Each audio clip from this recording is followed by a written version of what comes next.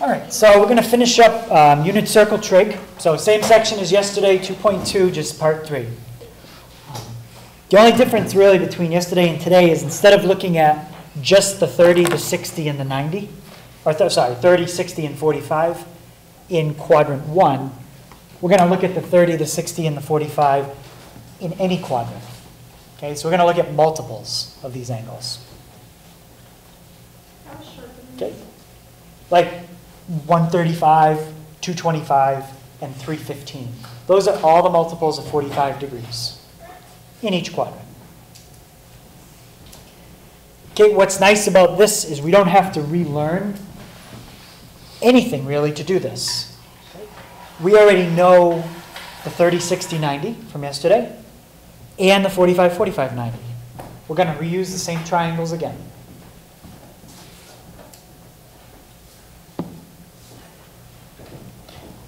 Okay, so we'll just start with an example. So the first thing I want to do is find these 6 trig functions of 135 degrees.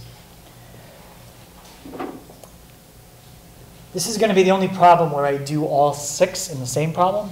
After this, I think I'm going to make it more like the test. We'll do 1 trig function per example. But let's just practice all 6 at least one time.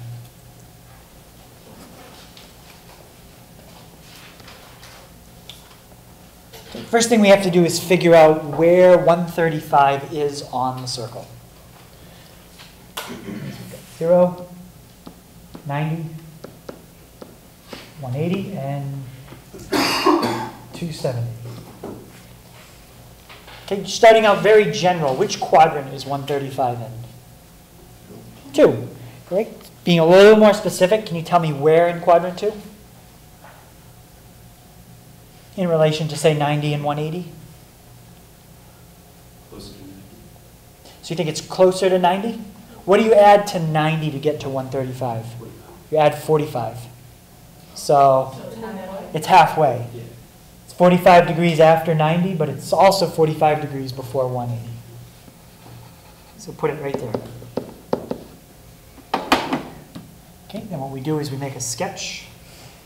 Draw a line from the point to the origin, and then from the point straight down to the x-axis. All right, so we know that from 90 to 135, this part is 45 degrees. So what about this part on the inside? 45. That's also 45.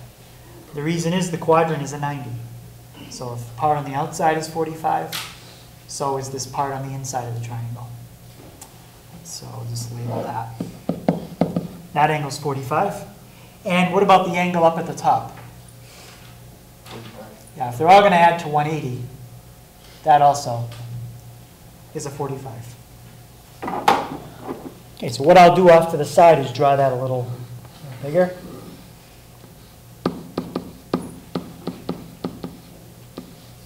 Okay, the length of each side in a 45, 45, 90, not the hypotenuse, just the legs, is how long?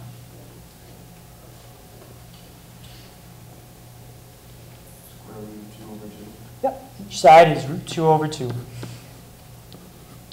Does anybody see the only difference that's going to happen today in my coordinate?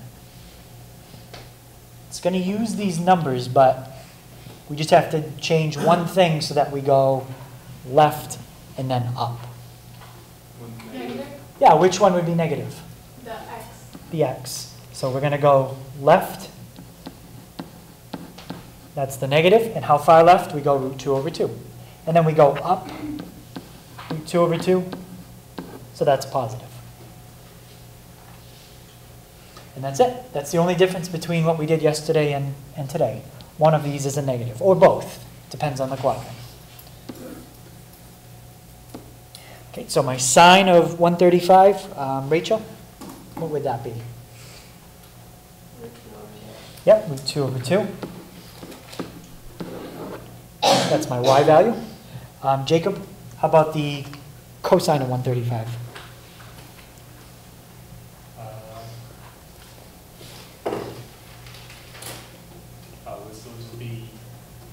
Would it be negative square root 2 over 2? Yes. Cosine is the x value, And this time, if you make a mistake and switch them, it comes out wrong, because now they're different. With a 45-degree angle, it doesn't. Okay, and the tangent.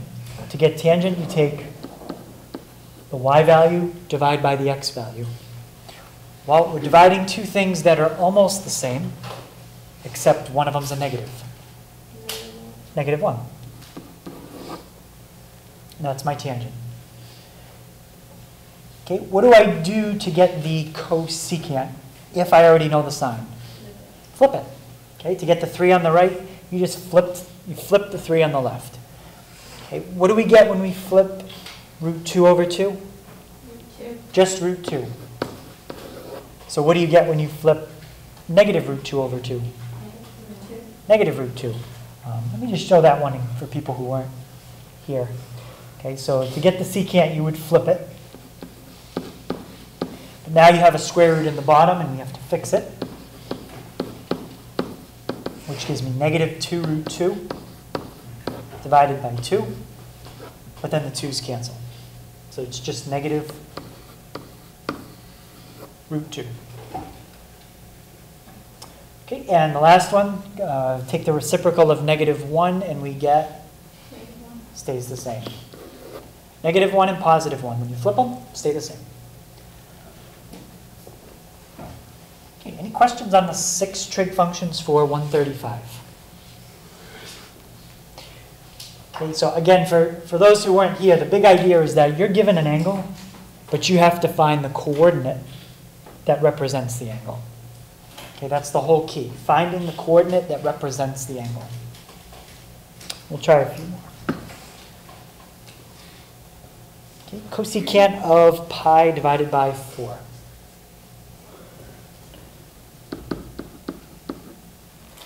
Pi divided by 4, that angle comes up a lot. Does anyone remember what that is in degrees?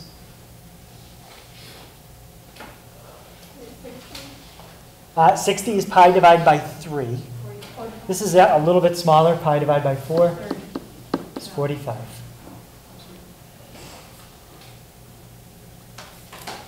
Okay, so what we do, if we didn't know the coordinates for this, you'd make your sketch. 45 degrees. Draw your triangle. The reason we know that side is root 2 over 2, we proved that yesterday. And the height, we also proved that as well. Okay, so my coordinate is root 2 over 2, comma root 2 over 2. On the test, that's the first thing I'm going to ask for, regardless of any problem. Yep. Yep, just like the homework. Then I'm going to ask you specifically for the cosecant. Okay, which trig function do we flip to get cosecant? Sine, and sine is which letter? Sine is the y. In this case, they're the same though. Okay, so you flip the y, and you get root 2. And that's the cosecant of 45 degrees. This problem is, this is actually a review from yesterday. Okay, we did this one yesterday. Let's try sine 225. Okay, just by looking at the angle, we should be able to figure out if this is going to involve the 45, 45, 90 or the 30, 60, 90 triangle. Which triangle is this going to be? Yeah, because the angle is a multiple of 45. It's not a multiple of 30. It's not a multiple of 60 either. Okay? So 225. 180. Oops. 180. That's 90. And 270. Okay, where is 225? Exactly halfway between or closer to one of them? It is exactly halfway between. So we got our point, that's 225. Draw a line to the origin, straight up to the x-axis.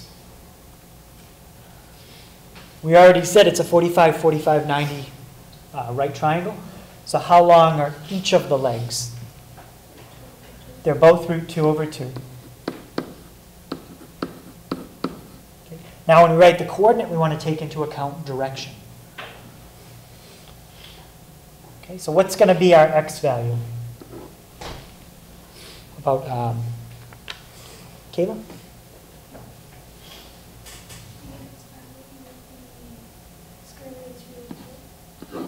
Positive or negative?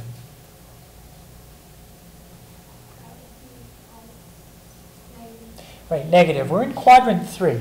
Okay, anytime you're in quadrant 3, all those points have a negative x value. And how about the y value, since we've gone down? That's also negative.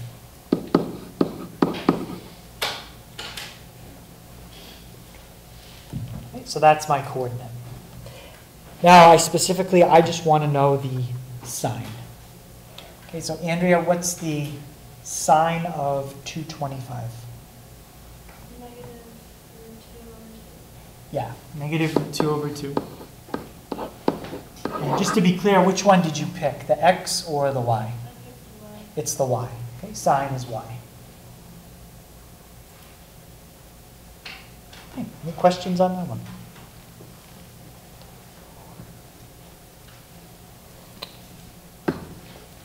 Okay, so next one, cosine 7 pi over 4.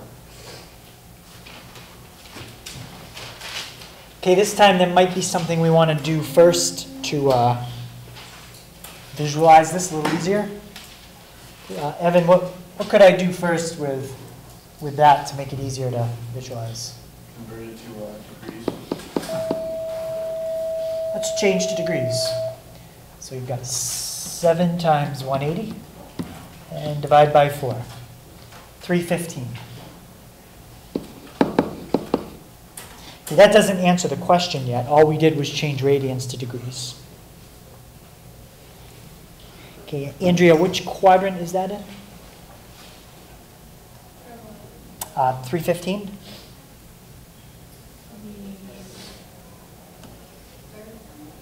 Third is lower left. So I think this is 270. This would be 180. Yeah, it's going to be in the fourth one.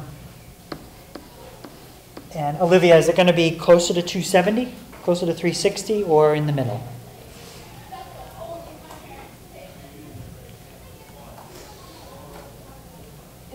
Yeah, it's right in the middle. If you take 270 and add 45, you get 315. Draw a triangle.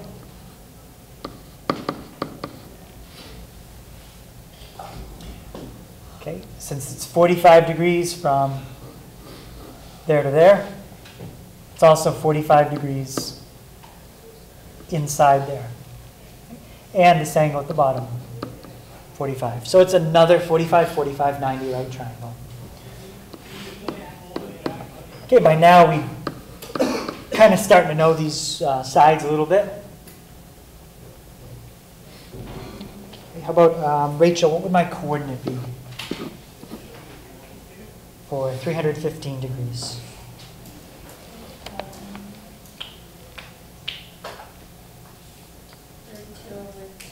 Yep, so positive root 2 over 2. Negative root 2 over 2. And, yep, negative root 2 over 2. This time I want the cosine. Okay, so Monique, which letter is cosine? Cosine is one. Okay, I keep it similar. It's x. Yep, that's your x. Okay, so in this case, cosine of 315 is root 2 over 2.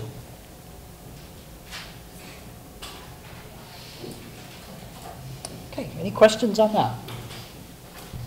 So there's a 45-degree angle in every quadrant. Okay, I'm not going to go through every single trig function for every single angle.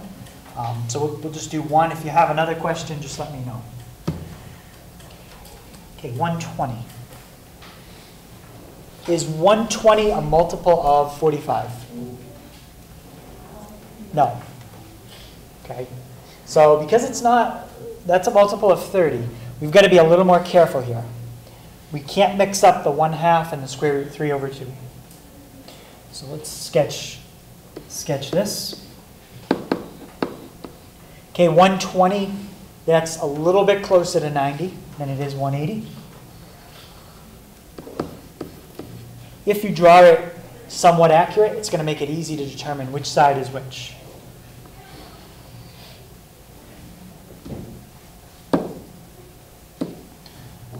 Draw my hypotenuse. Drawing my height. And let's see if we can figure out where the 30 and where the 60-degree angle are. How many degrees between 90 and 120? 30. So if the part on the outside is 30, what's this angle at the bottom? That's my 60. Right? Because together this quadrant has to be 90. So if the outside part's 30, part on the inside is 60. And how about this angle up at the top? That's my 30. Okay, the shorter side is always across from the smallest angle. The biggest side is always across from the biggest angle. And then the middle length side is across from the angle that's in the middle. Okay, so 30 is my short side, or the side across from the 30 is my short side. How long is the shorter side? That's always my 1/2, yep. And how about the longer leg? Hypotenuse is 1, but what about the leg? Root 3 over 2. Root 3 over 2.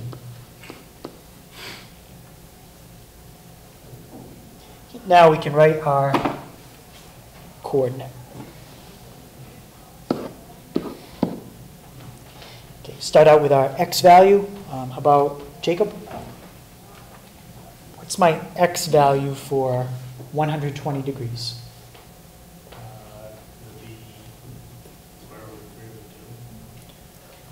Is the square root of 3 over 2 a horizontal distance or a vertical distance?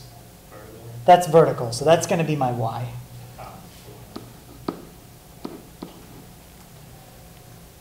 How about the horizontal distance and the direction it's in?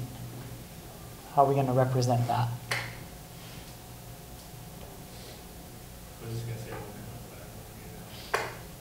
Well, the 1/2 doesn't take into account the direction since we went left. So how do we make sure we go left? Make it negative. Yep. If it was positive, that would have brought us to the right. Okay, negative brings us left. Okay, and my tangent, Jamie? How do I find that tangent? You do y over x. Okay, so we do y over x. Dividing two fractions, same denominator, cancels out. And I get negative square root of 3.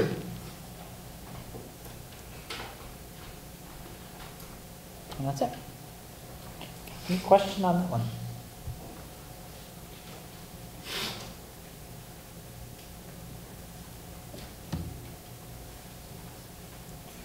Okay, next one is secant of 690. Okay, why don't you take a second, see if you can get that one on your own. Okay, see if you can find the secant of 690.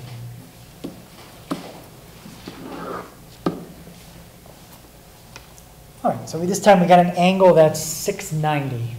It's already in degrees. Okay, that's usually one of my first recommendations, change to degrees. But what can I do with it still before I even start to draw this problem out? Yeah. Subtract 360. Subtract 360. It's going to make it easier to visualize where it is. Okay, it's at 330. Okay, so 360 is the same as 0. That's all the way around. 330, just before it. Okay, what kind of triangle do I have here? Is this the 30, 60, 90 or 45, 45, 90? 69. Yeah. The 30 would be, squeeze it right in there. And the 60 would be right at the bottom. Okay, how long is the side across from the 30? That's the short leg. 1/2. It's 1/2. How long is the side across from 60? That's the long leg. Root 3 over 2. Only one part of the coordinate is going to be negative. Which part is it, the x or the y? Y. The y, because we're going down. So we're going to go right root 3 over 2. Down 1/2.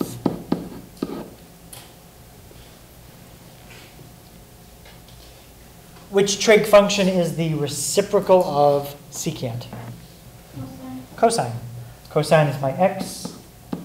So I need to flip root 3 over 2. And just remember to rationalize, get the root out of the bottom. So it's 2 root 3 over 3. Okay, anybody get that? 2 root 3 over 3? No. Any question on how I got it now? So we got our coordinate. We want to flip x, flip it. The only problem is the root goes to the denominator, then you have to fix it. I did a triangle. You do the triangle? Like I didn't know where the point would go. Well, try to, what I do is draw in the angles for the chord, where the axes, quadrantal angles. Okay. And then if you have 330, 330 is only 30 degrees away from going all the way around. So 330 is closer to 360. If you had an angle like 300, that would be more down here. And then 45 would be right in the middle. Okay. I'm going to show you a diagram in a minute with all the angles drawn on it. Yes? So how come the 1/2 isn't negative? The 1/2, oh, thank you. I think we said it should be because it was down, but you're right, that should be a negative. Luckily, because we were finding secant and secant's not affected by y, we would have gotten away with that mistake. Yes, thank you. Okay, we'll skip over this one. Okay, so this diagram shows every single angle we can do, just all at the same time. That's actually really cool. Can I save that? Oh, wait, no, I can. So- I like taking a picture of that. Yeah. The idea is that all the red triangles are your 45s. Okay? Those are all root 2 over 2s. Sometimes it's a negative, sometimes they're both negative. Depends on the quadrant. Okay? Your green triangles are where the heights are all 1/2. So all the y values of the green triangles are 1/2s or negative 1/2s. Okay? And then the long side is the root 3 over 2. The blue triangle is flipped around. Okay? All the x's are 1/2s. All the heights are root 3 over 2s with negatives where you need them. And then we have our quadrantal angles, which is what we learned on Monday. 0, 90, 180, 270. Okay, so there's 3 points or 3 angles in each quadrant you can do, and then 1 on each positive and negative part of the axis. So there's 16 different points I could ask you about. And for each point, I could ask you about any 6 of the trig functions. Is that where our test is going to be? Yeah, not all of them, but the test will probably be about 17 or 18 questions. So it's certainly not going to cover every possibility you could have. It's just not possible on the test.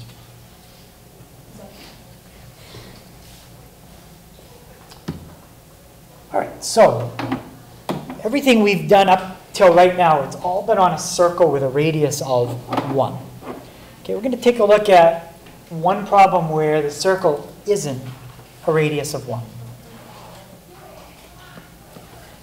Okay, so let's draw this out. Let's say that's where 1 was. We have a point on a circle that's much bigger. Okay, if I were to draw my triangle, it looks something like that. Okay, my goal is to figure out if I had a circle of radius 1, this point wouldn't be here, but it would end up right there, okay, on a smaller circle. So I'm basically taking the bigger picture and sizing it down. Okay, and that would be your triangle in the smaller circle.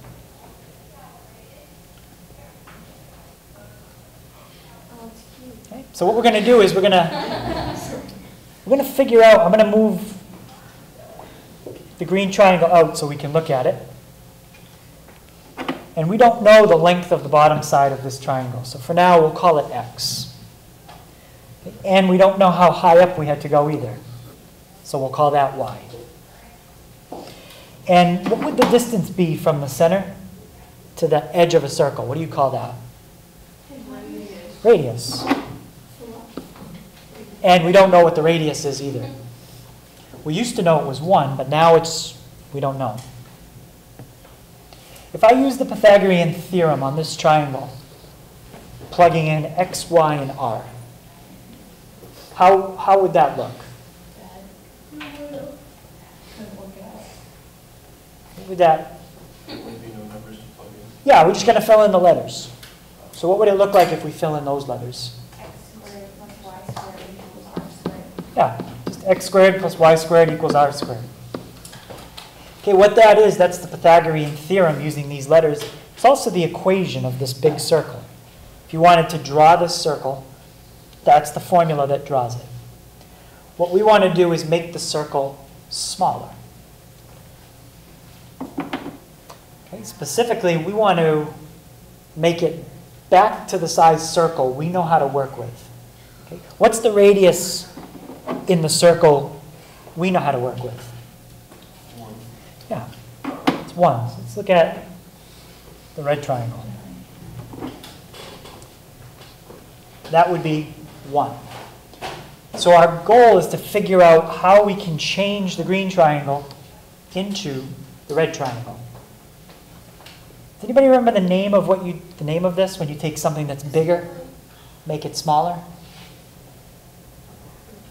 Yeah, it's basically reducing it. It's called a dilation. We just make it smaller. Now, we already have what the scale factor should be. R has to change into 1. So the question is, what do you multiply r by so that it scales it down and makes it a size of 1?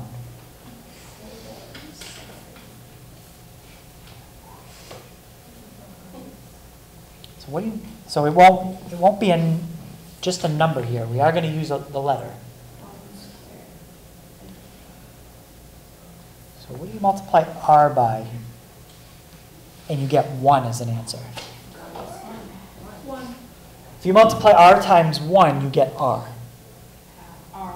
But it's an Oh, when r How about 2? R times, if you do r times a half, it would come out to 1/2 r. The reciprocal of r, which is what? Exactly.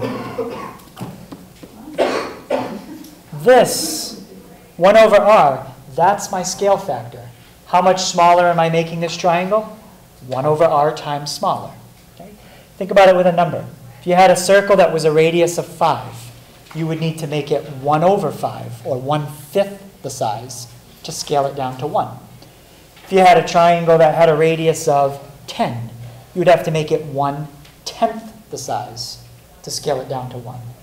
So if you have a triangle with a radius of r, you need to make it 1 over r times as big. Okay? And we can't just do that to this side, but we have to do it to all sides. So all we've really done is divide by r. So the bottom side is not x, but it's been scaled down, x over r. And the height is now x over r. Basically just divided every side by r. Now what I want to do is compare, this was the original. We're going to compare that to what we would have now if we use the Pythagorean theorem. Instead of x squared, it's x over r squared. Okay, what would I have in place of y? Y over r squared. And now my hypotenuse is just a number. What is it? It's a 1 squared, or just 1.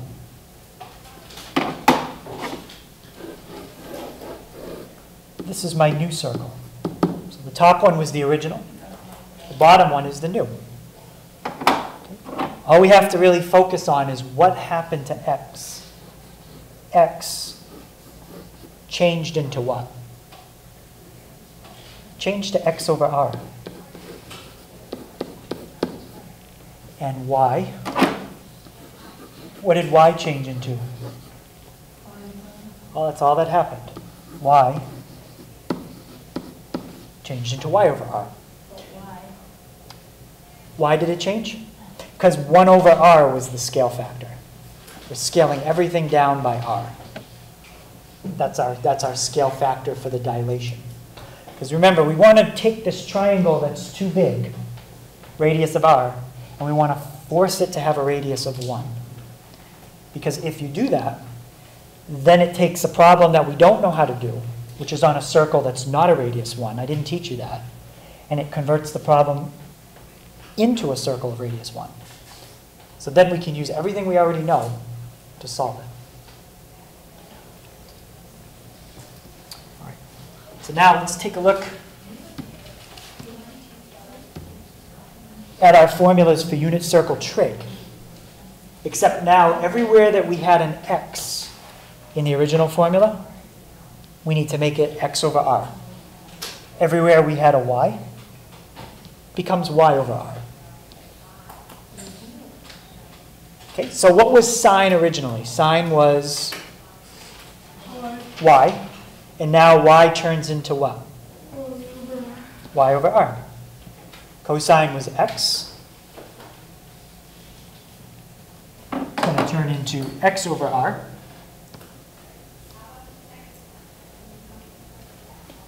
And the tangent stays the same. Well, let's see what happens if you change y to y. Let's do it for tangent. Instead of y in the top, you should have y over r. Instead of x in the bottom, it should be x over r. But what happens to the two r's? They cross out. So all you're left with is y over x. So for tangent, r, the radius doesn't matter. It cancels out. Okay, if cosecant or sine is y over r, what do you think cosecant is? It's r over y. How about secant? It's r over x, and cotangent, x over y. Okay, and these 6 formulas are the general formulas to do unit circle, to do this kind of trigonometry on any circle, not just where the radius is 1.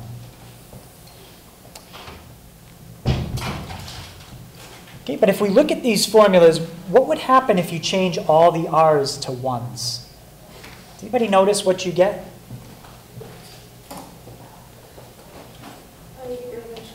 You get all the original equations that I taught you on Monday. Sine would become y over 1, or just y. Cosine would be x over 1, or just x. Cosecant would be 1 over y, and secant would be 1 over x. So the formulas that I taught you on Monday were really these formulas. I just taught you the specific case where r was always 1. Now r can be anything. It doesn't have to just be 1. Okay, so let's try to find the 6, actually we'll just do 3. The 3 trig functions of the point 5, 12. Okay, the point 5, 12 is the location of some point that represents an angle. We're never going to know what the angle is in this problem. All we know is its location.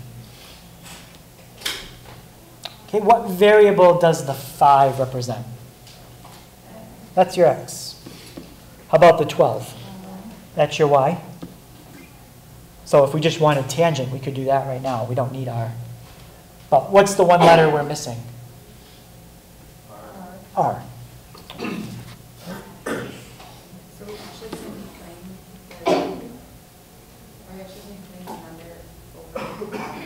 We're gonna find r in 1 second. You'll see what r is. So graph your point. Okay, I just estimated it 5 units right, 12 units up. Just an estimate. Okay, and let's draw our triangle, just like we always do. And now what I really need is the radius of this circle. But the radius of the circle is the same as something else here. What else could I find the length of that really is the radius of the circle? The base. Yep. The hypotenuse. I just need the hypotenuse in that triangle. But to find the hypotenuse, I got to know at least a couple other sides. But do I know the length of the bottom side? How long is it? Yeah, it's 5. I know that because of the coordinate. How about the height? 12. Now, how can I get the radius? The Pythagorean theorem. So 5 squared, 12 squared. Just call the hypotenuse r, your radius. Okay, 5 squared is how much? 25. 12 squared? If you add those up, you get 169. And now I need the square root of 169. Do we know what that comes out to? 13, yeah, it comes out nice. Now we've got x, we've got y, and we've got r. Okay, so what would be the sine of this point? Yep, y over r. How about the cosine? X over r. And the tangent? 12 over 13.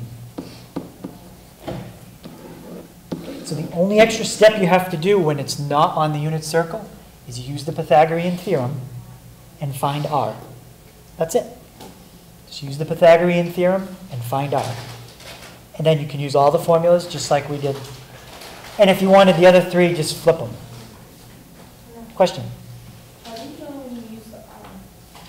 Well, if you use the Pythagorean theorem on your point and the radius comes out to 1, then you don't need to use it.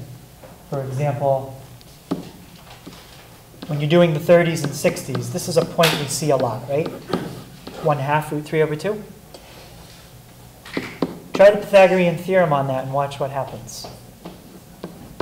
1/2 squared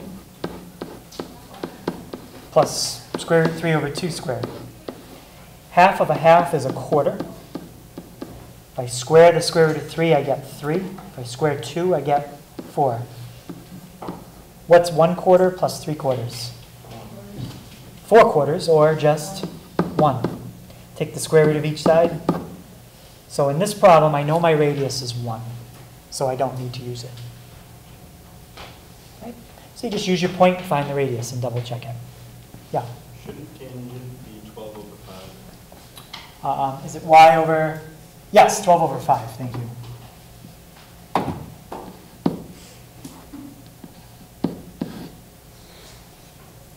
Yep, y over x.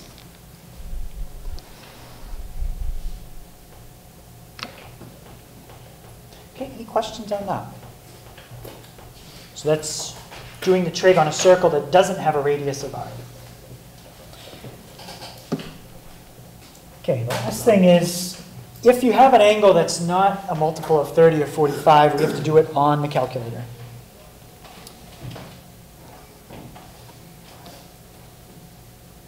Okay, so I'll show you how you type it in.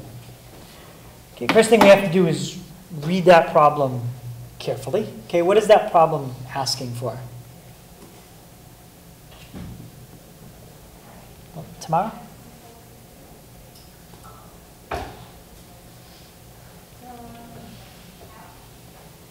How do you read that? Sine 18 degrees. Right, sine 18 degrees. Okay, the last word she said, that's very important, degrees. So on your, actually, no, let's use this one. On your calculator, first thing you have to do is make sure that you're in degrees. Some of the calculators might have a button up at the top that says mode. You can press it. Change to degrees. Okay, if you don't have a button that says mode, you might have a button that says DRG at the top. Okay, if you press DRG, you'll get a menu where you can change to degrees or radians. If you're not sure where it is, I'll have to come help you with your individual calculator, but again, usually it says DRG, right near the top. Okay, so I've changed mine to degrees. Now I can just type it in. On this one, I type in sine, then I type in the angle, and I hit enter. Some calculators, you don't type it in that way, though. Okay, on this one, I actually have to type in the angle first, then press send. Okay, so you need to figure out on your calculator whether you type in the trig function, then the angle, or do you type in the other way, the angle, and then the trig function. Okay, but either way, you should get 0.309. Okay, anybody that tried that, typed it in and got 0.309? Okay. And that's it. Just write that down. So we don't have to like change it into anything? Nope. And that 0.309, that's not a degree or a radian. This isn't even an angle. This is the answer to the question. Okay, and it's just a number. Okay, let's try, how about cosine 356? You got 0.997? Yeah. 0.998. 0.998.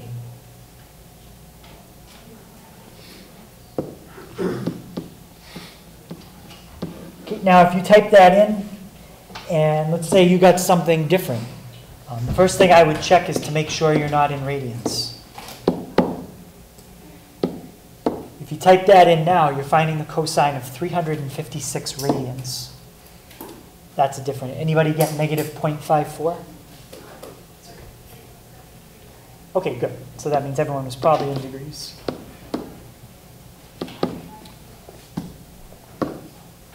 Okay, how about tangent of 2.4?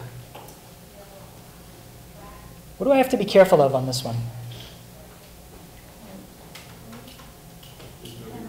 There's no degree symbol. What does that mean? That's a radian. Okay, I'm not going to tell you up above this following problem is in radians. You just have to look at the number and know there's no degree symbol. Now we're in radians. Okay, so just change your mode to radians and you type it in the same way. Yep, RAD. Change it to RAD. Some calculators tell you what mode you're in right at the top. Okay, like this one shows me right there. Yep, you should get negative 0.916.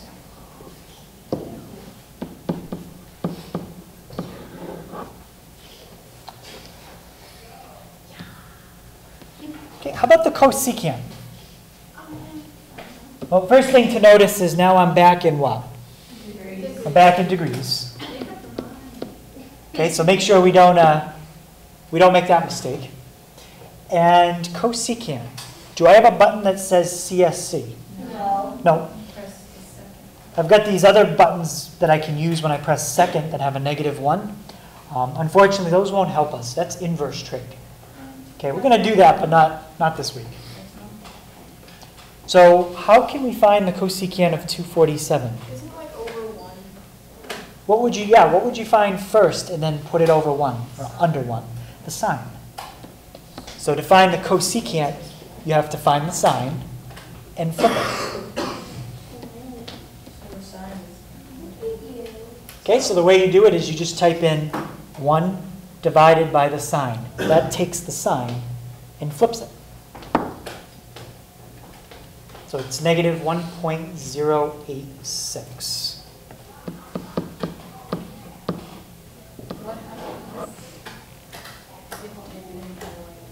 If you type it in what? Like if you just type in this? So if you have a different one, what I would do, okay, if you got to do it on this one, Yeah. type 247 sine. Okay, you get that answer. And then I have a button that can flip. It's a 1 over x button. If you have that button, it'll flip it for you. If you don't have that button, I'll come over and I'll show you another way to do it. Okay, but negative 1.086. Okay, let's try that one. Secant of 6 radians.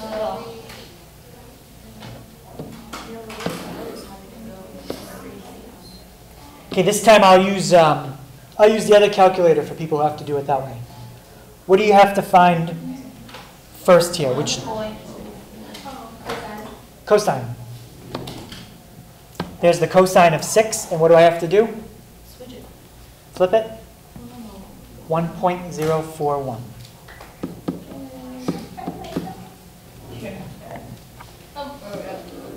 Okay, and we'll do one more. Finish up. Okay, cotangent of 13 degrees. Okay, first thing I'm going to do, put it in degrees. Wait, is the 6 a radian? That's a radian, yep.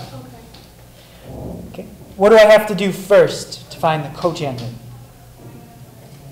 Find the tangent. And I have to take that and flip it. So if you have the other calculator, you could have typed 1 divided by. If not, you can do it this way. 4.331.